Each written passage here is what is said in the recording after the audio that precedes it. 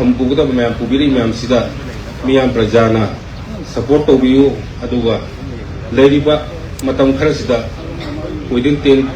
10-11 months ꯂꯩꯔꯤ ꯃꯅꯨꯡꯁꯤꯗ ꯀꯔꯤ ꯄ꯭ꯔꯣꯒ꯭ꯔꯦꯁ ꯇꯧꯕ ꯌꯥꯕꯅꯣ ꯀꯔꯤ ꯇꯧꯕ ꯌꯥꯕꯅꯣ ꯍꯥꯏꯕꯁꯤꯗ ꯁꯄꯣꯔꯠ ꯇꯧꯕꯤꯔꯒ ꯃꯁꯤꯒꯤ ꯅꯨꯡꯉꯥꯏꯔꯕ ꯊꯧꯔꯝ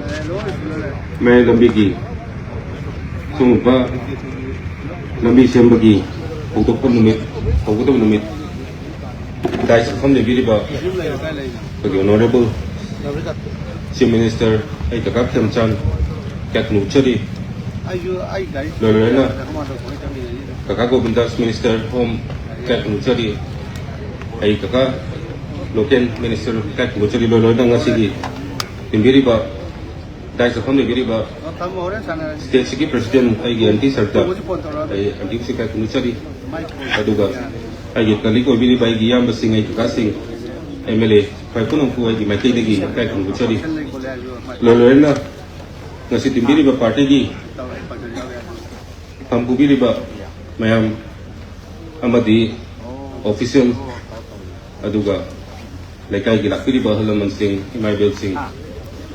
loy na pagi media gilakpiriba sing na pay kuno mag ay mati digi kay Ketnuchari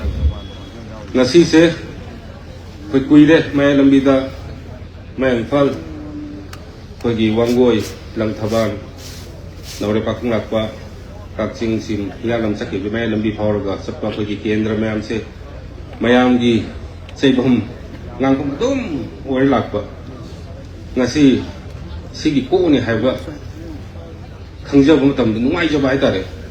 tasengna sigi laiba lambi sida akoi gari thawbada tasengna thainabada auto thawriba magic thawriba thaina matamda makoina ngangamba makoina hairpodo tabi ikaidna koidi gari fataba lambi leiba matamda gari je lakra laktab yeng thawsu yorom adu ngasi honorable CM na ngasi busingbiraga ngasi may lambi gi leiriba lambi fatri mayam se koi ngasi dagi thabak hoholani haiba matam sida may lambi gi leiriba praja kudimang na honorable CM bo ai gi mai dagi hanna thagat chaba phongdok jari hapse CM banjage Losigi Marasida Wangway gi akoy gi SBI leriba bank sidagi hawraga akoy gi mayang fagi sangmai jing hongbu mayam su hangpa ye ngasi hairuk jodi tawni mayam puling eda sigi koila thaba yaw gi se kari gi no na sigi se hana thakre hoji su maintenance period leri hoji to maintain tawri ama tawri hoji ayam na phari lo na ba mayang fal manu wanggoy dei na mayang phabu se ayam na loida phari aduna sigi su after 6 or 7 months matunda sigi tongana sigi su program am laga sigi su tawne habse ngasi pulling eida media yawri ngai sida ngasi thamjaram ge yam thoidok na yam sana ngan haining alikte aida haijagdabu anoba sarkar anoba phampuga mayam pubiri mayam sida miyam prajana support tawbiyu aduga leiriba matam kharasida within